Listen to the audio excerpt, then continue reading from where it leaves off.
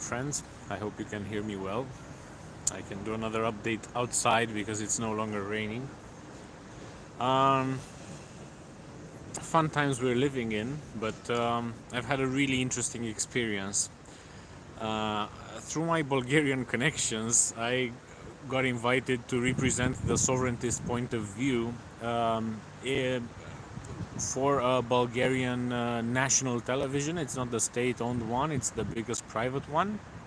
Anyway, so they sent in a team of journalists to Bucharest to do some material about the election and about the protests and everything.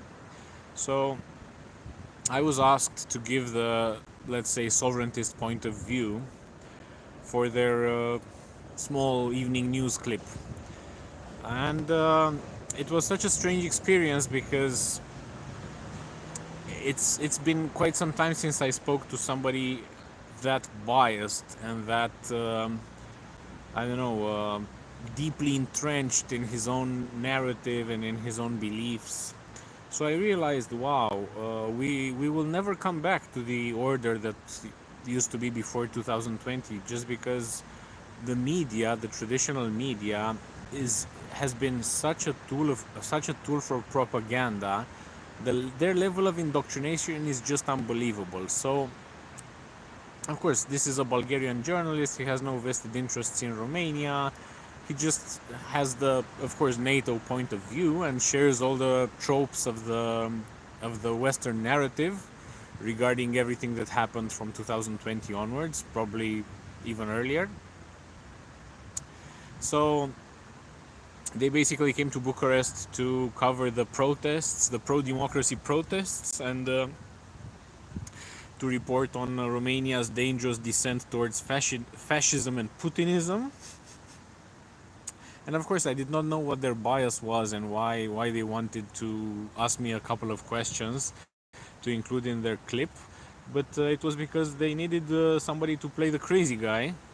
So of course, everything was very, very, very, very anti Călin Georgescu, and their whole narrative is that Romania is descending into fascism and everything, and is going on Russia's side. However, they needed somebody to to play the part of the person that they can easily discredit, you know. So the types of questions that he asked me, of course, he asked me why I think so many people supported Călin Georgescu, and I said it's because of the background of the war. So there is this land war that's being prepared for ground troops to be sent to Ukraine. Of course, Romania being a bridgehead in that direction, we would be heavily involved. And since Călin Georgescu was the most pro-peace candidate, then the Romanians opted for him. So his next question was, so why do you support Russia? I was like, when did I say I support Russia? Or when did I say Călin Georgescu supports Russia? Or, you know, so such leading questions, the level of manipulation is just unbelievable. And then of course his next question was, so why do you think no? So do you believe international isolation will be good for Romania's prosperity? It's like, so why do you hate the good and why do you like the evil? You know, unbelievable.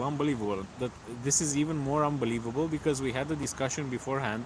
So before we started the interview, we actually drank a beer together, and we spoke about how mainstream journalism is no longer believed, and how in the Western information space you only get one side of the story and one narrative, and so on and so forth. And of course, he was completely, not only was he completely indoctrinated, he didn't even see it as a problem. He admitted that he had been to Ukraine many times.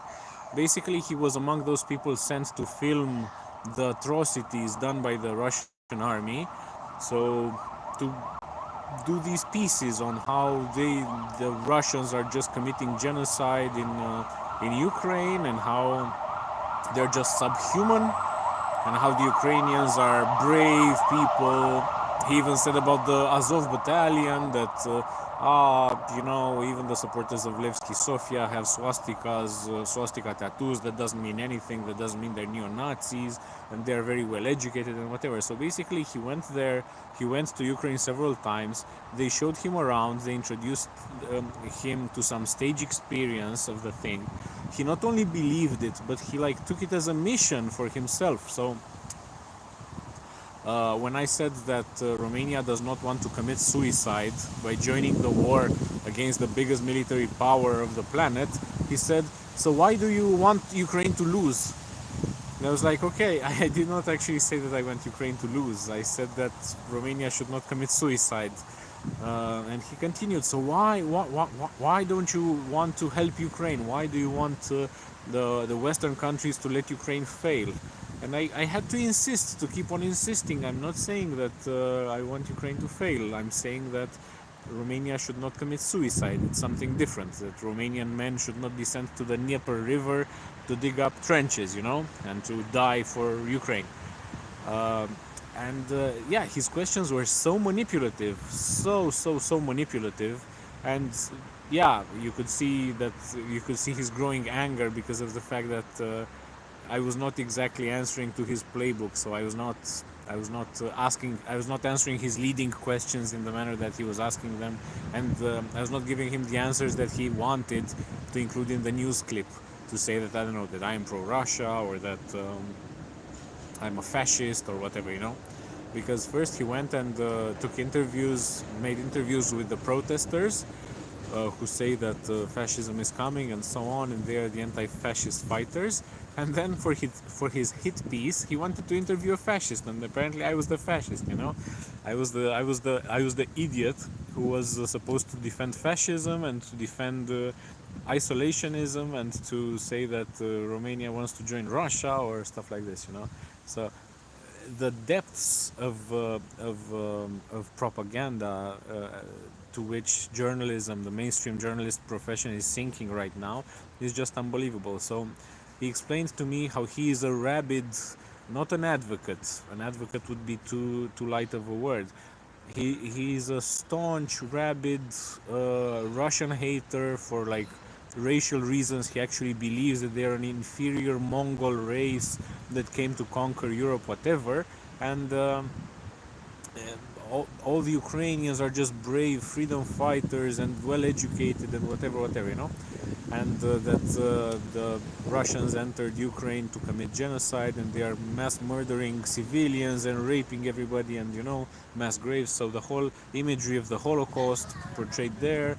And I asked him, "Do you honestly believe that this is the first war in the history of humanity which is completely one-sided? So when there is no other side to the story?" And he was like, "Yeah, no, because the Ukrainians are pure, and the other ones are just sheer evil, and they massacre everybody, and then they will come here." So this is the level of journalism. This is the level of the journalistic profession. This guy is an international correspondent for BTV, Bulgaria's #1 private television station. What is more to say? So even though we had a pleasurable 2-hour discussion, pleasurable in the sense that we did not fight physically,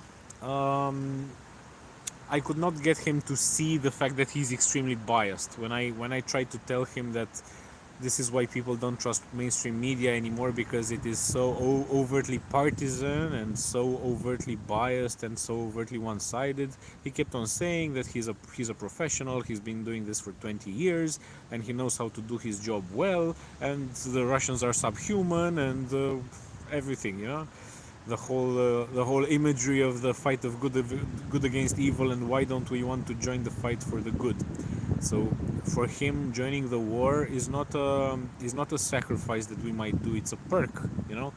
It's not a bug, it's a feature. For him, if war breaks out between NATO and Russia, this would be the desirable scenario, because that means we help Ukraine and we stand on the side of the good. With such complete idiots. I'm sorry to my Bulgarian friends who introduced me to this guy and who basically set up this whole arrangement. I didn't know he would be such a complete brainwashed idiot, but that's what it is. So yeah, this is why we cannot go back to the situation before 2020, because dialogue is no longer possible, even between people who are at the same table and who allegedly have to work together towards an interview, and to basically they are already in the setting of conducting a dialogue, right? So it's not like people would not sit at the same table. We were at the same table, we were having a beer, and still dialogue was not possible, even though he wanted to interview me and I was kind enough to give him an interview. And so yeah, this is where we are. This is the level of the mainstream journalistic profession, where the journalists are just as indoctrinated as the frontline soldiers. There's no difference between the journalist and the soldier. I'll see where we can take it from there. So until next time, bye.